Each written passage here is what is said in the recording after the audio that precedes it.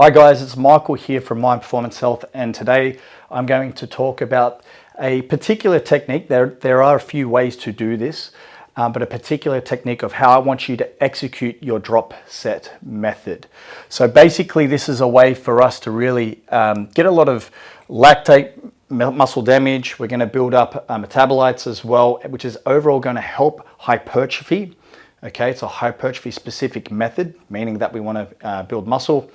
So please listen carefully, especially if this is in your program, so you can execute it correctly. Now, the way I want you to execute this is being aware of what this means when you look at your protocol from us. Now, if we have, say for instance, your workout program here has set or prescribed sets of 3, and then your rep ranges, we've got the progression here, rep progression of 5 to 8 plus drop set 16. You need to be aware of what to do to complete this properly. Doing this improperly is going to mean that your results are going to be slowed down. That's number one. And we're not going to hit the output that we are solely looking for. And we're not going to be on the same page of what was completed for that week. So it's very important to get this nailed so we know the exact stimulus that happened with this protocol. Now, how this would look, say if we've got sets, 3 sets, let's look at a bench press, right?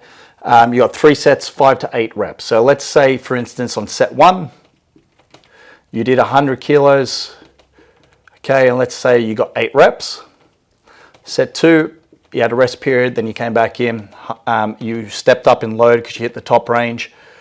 We went 105, you got, say, 6, and set 3, you went 105, and you got 6 again.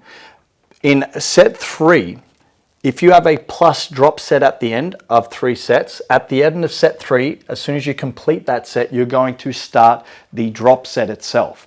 How you would do this, I recommend to drop about 20% of the load, around 20% of the load. Okay, so if we're looking at 100 kilos, 20%, you'll drop off the weight to about 80 kilos. Okay. And then you're going to rep out 16 reps.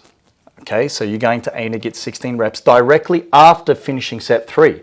So you rack the bench after set 3, take off the weight. Like I said, around 20% will be our target, where you'll have about 80 kilos in this example. And then you're going to aim to hit 16 reps straight away. You're not going to rest for a couple minutes. It's going to be, as soon as you get that weight off, you're going to come back in to complete that set.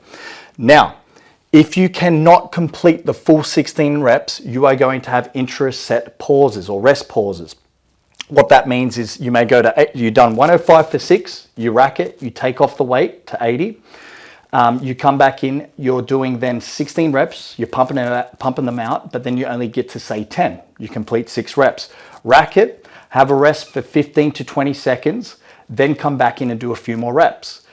I don't want you to stop, and I don't want you to drop off the weight again. So you are going to have particular intra-set rest. So during the set itself, you're going to rest at periods of time if needed, if you can't complete that full 16 reps. However, at the end, including those reps or without, you would have completed a full 16.